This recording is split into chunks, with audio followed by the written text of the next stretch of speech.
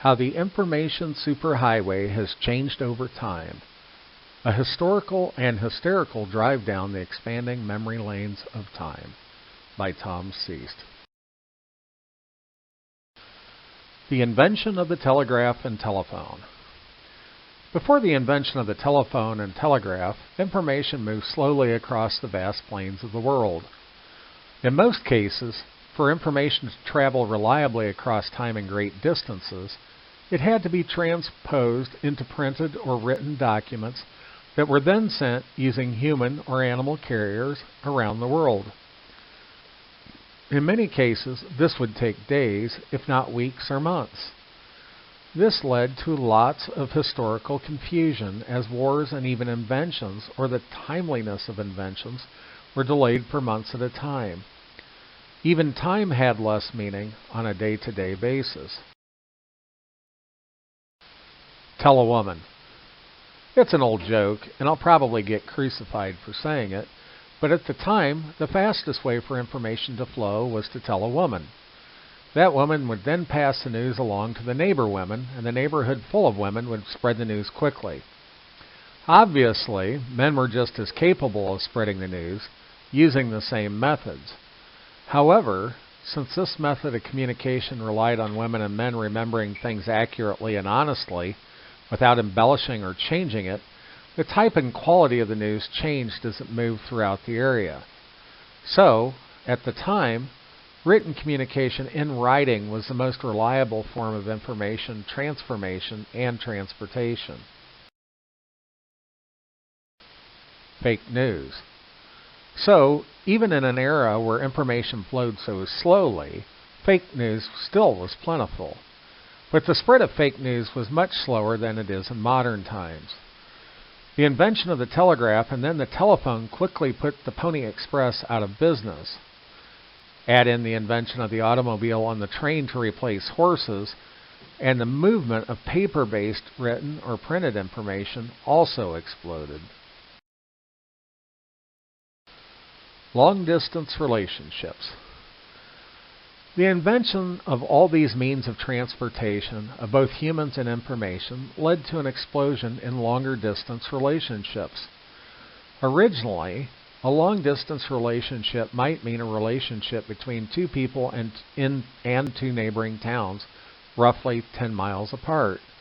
But now, both humans and organizations could create relationships over many, many miles, as transportation allowed these individuals to both communicate information and travel more quickly, safely, and reliably. Even in that period, though, most information traveled via speech and spoken word because the cost of producing printed or written words was much higher. Many people still valued written and printed words more, though, probably due to the cost or effort invested in communicating the words. Typewriters and then printers. The invention of the typewriter reduced the cost of printing information extensively. It was now much easier to type something one time and then have it printed later on if duplicates were needed. Then, with the invention of the computer, it became much easier to then print the information over and over and over again if duplicates were needed. Once again, this led to a gigantic cost reduction in the cost to produce printed and displayed information. The speed of printing. In my lifetime, I have witnessed a great increase in the speed of printing. When computer printers were first introduced, the speed was measured in characters per minute or characters per second as the printers got faster. Then, with the advent of ink and laser technologies, the speed of printing was measured in pages per minute. The advent of fax machines and copy machines also greatly changed how we move paper around. Storing duplicate copies of information and transmitting them over great distances became a reality. The cost of maintaining information in more than one place was greatly reduced. Storage technology. As the method of storing information in electronic form went from film-based methods like cassette and tape recording decks to floppy drives, then to hard drives, and then to solid-state drives, the cost of storing information was greatly reduced.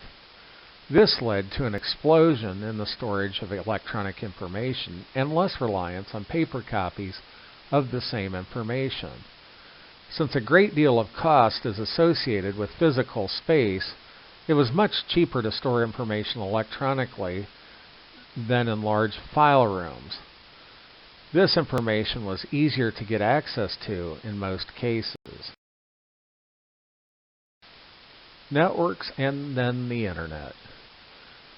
First, with the advent of local area networks and then the Internet, where these networks were connected, information could quickly be transmitted around the world using a series of lines, phone lines, data lines, and any other form of lines people could find. Later on, laser or light-based forms and wireless forms of information transformation made this happen even more quickly. Add in global satellites, and information could literally flow around the world at a very reduced cost. Bigger isn't always better. As all of the related technologies improved, the size of computers, then phones, and tablets was greatly reduced, but the capacity of their information storage and transmission abilities greatly increased. This led to even more ability for information to be created, stored, and transmitted rapidly. Traveling through time.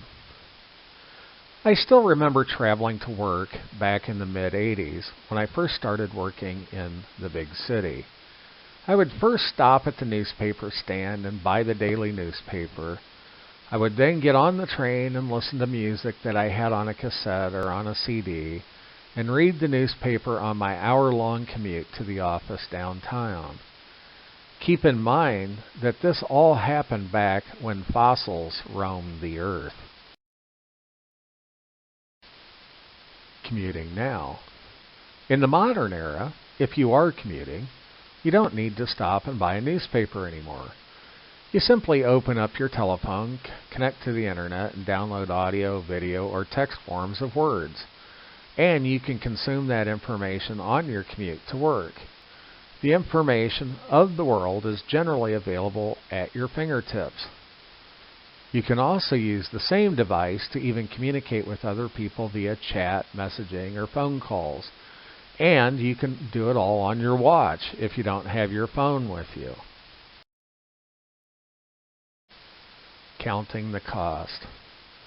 So, over the last 100 years, the cost of creating, then storing, then moving information has greatly reduced to the point that the information superhighway has exploded, and the nature of what happens on the superhighway has changed as well.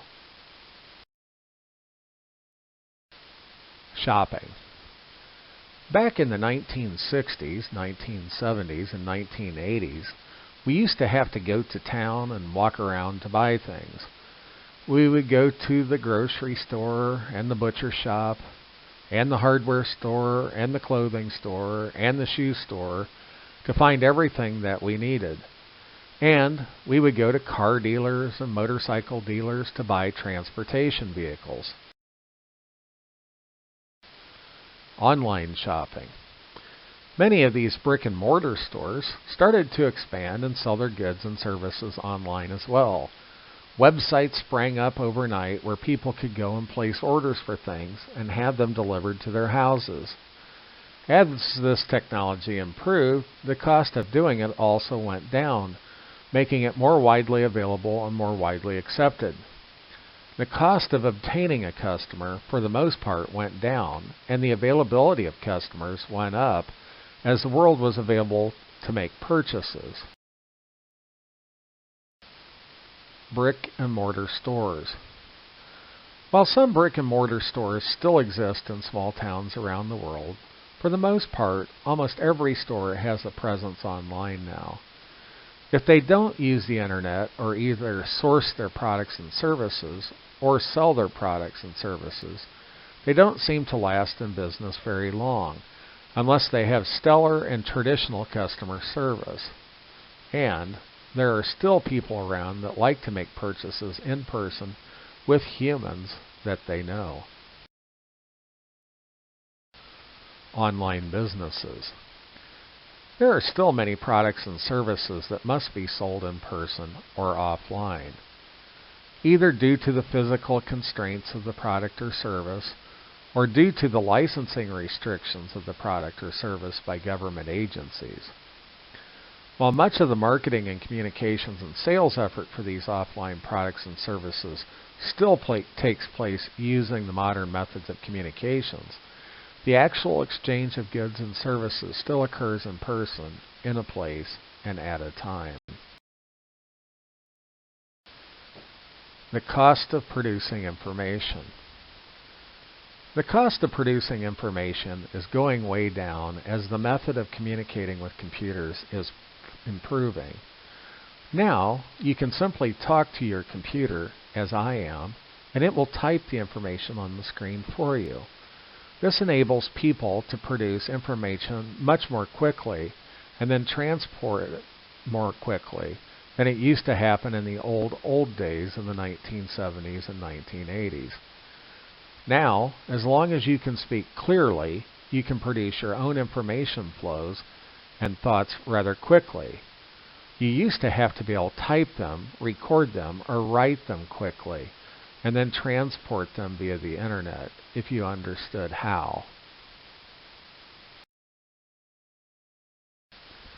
Fake information and fake news. While there is no real means of measuring the amount of fake information and fake news or bad information and bad news, it is obvious that the amount is going way up, simply because the cost of producing it has gone way down.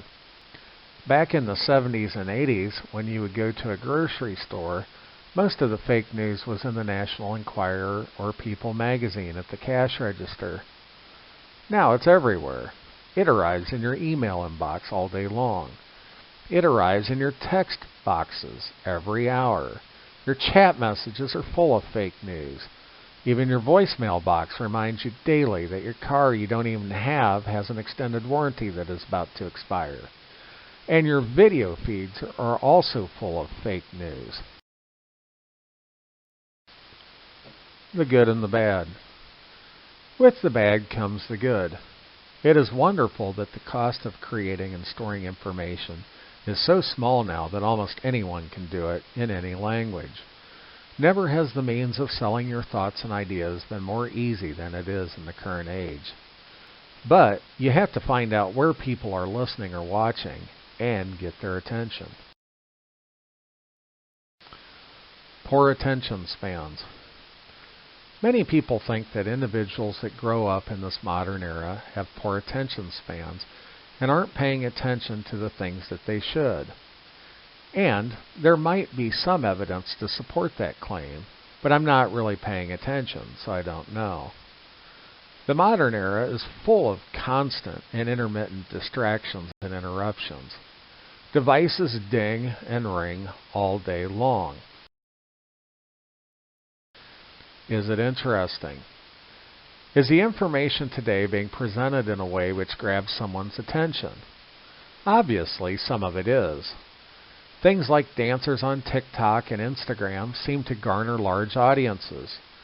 Text messages using less than 250 characters can prove challenging for those with verbose minds and algorithms for producing text. So, while it may seem that someone's attention span is shorter, maybe we just aren't as good at grabbing their attention quickly in our presentation of the information that we are trying to convey. The challenge. So, as I see it, the challenge that we have over the coming decades is to continue to lower the cost to produce, store, and move the information in a way that grabs and maintains the attention of the people we are trying to serve. And we will have to come up with new and improved ways to communicate our brand and our trust with the people that we are developing relationships with. The technology will continue to enable us, but make it more challenging at the same time. Me. I hope my stroll down memory lane has provoked some thought in how you can use modern methods of communication to improve your relationships with those you desire to have or obtain relationships. Feel free to follow my ramblings or contact me at the links listed below.